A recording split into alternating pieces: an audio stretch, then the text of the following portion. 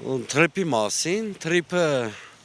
երեք չափանիշի չի համապատասխանում, այսինքն երեք սկզբունքային կետ կա, երեքով էլ Հայաստանի համար ռիսկեր է ստեղծում, ինքնիշխանության հարցում։ Միայն այն հանգամանքը, որ թրիփը շահագործող կազմակերպության բաժնեմասերի անհավանչափ բաժանում կա, սա ենթադրում է, որ Հայաստանի սուվերեն ճանապարհի շահագործման հարցում Հայաստանը կորցնում է իրավազորությունը։ Երկրորդը գործարկվելու է front office, back office մոդելը, որը ենթադրում է, որ Հայաստանը մաքսային եւ սահմանային վերահսկողության հարցերում բավականին ֆունկցիաներ է արտապատվիրակելու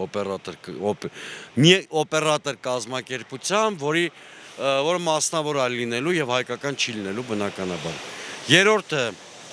տարբերակված ընթացակարգերով են ադրբեջանցիները անցնելու Հայաստանով, ինչը ենթադրում է, որ ինչպես Ալիևն էր ասում, հայի երես չեն տեսնելու իրենց քաղաքացիները, մեքենաները։ Սա ինքնիշխանության մասով էական սահմանափակում կա։ Փոխադարձության սկզբունքը ընդհանրապես այդ համատեղ հայտարարությունը բացակայում է։ Ինչ է ստանում Հայաստանը։ Գոնե Նախիջևանի տարածքով համարժեք ռեժիմ չի ստանում։ Սա ակնհայտորեն, այսինքն սա ի տարբերություն օրինակ նոյեմբերի 9-ի եռակողմ հայտարարության փոխադարձության սկզբունքը ընդհանրապես անտեսում է այս փաստաթուղթը։ Այսինքն մենք գիտենք ինչ է ստանում Միացյալ Նահանգները, գիտենք ինչ են ստանում Ադրբեջանն ու Թուրքիան, եւ փոխարենը ինչ է շահում Հայաստանը չգիտենք։ Եվ երրորդը, ընդհանրապես նախագծերի ինստիտուցիոնալ խաղաղությանը նպաստում են, եթե դրանք ռազմավարական բալանս են ապահովում։ Այս դեպքում մենք գործ ունենք ճիշտ հակառակը ռազմավարական ռիսկ առաջացնող կամ բախման ռիսկ առաջացնող նախագծի հետ, որտեղ թրիփը ամերիկյան շահերի, Իսրայելի, Թուրքիայի, Ադրբեջանի շահերի գերակայության մասին է եւ ընդհակառակը հակադրության մեջ է մեր ստրատեգիական գործընկեր Ռուսաստանի, մեր ռազմավարական գործընկեր Իրանի շահերի հետ։ Այս առումով ավելի շատ ես բախման ռիսկ եմ տեսնում, քան ուրեմն ինստիտուցիոնալ խաղաղության։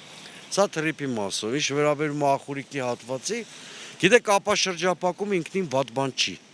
եթե դա տեղի է ունենում հարևանների հետ գործընկերային հարաբերություններ հաստատելու սկզբունքով։ Եթե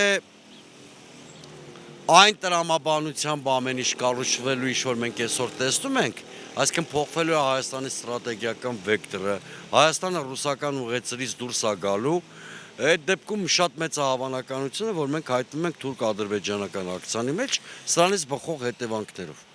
Այս հարցերին Հայաստանի իշխանությունը սպառիչ պատասխան չի տվել, իսկ հայերերի տրամաբանությունը, հատկապես Ֆիդանի վերջի հարցազրույցների շեշտադրումները հուշում են, որ մենք սրընթաց գնում ենք մի ճանապարհով, որը մեծ ռիսկեր է առաջացնում մեր պետականության գոյության համար։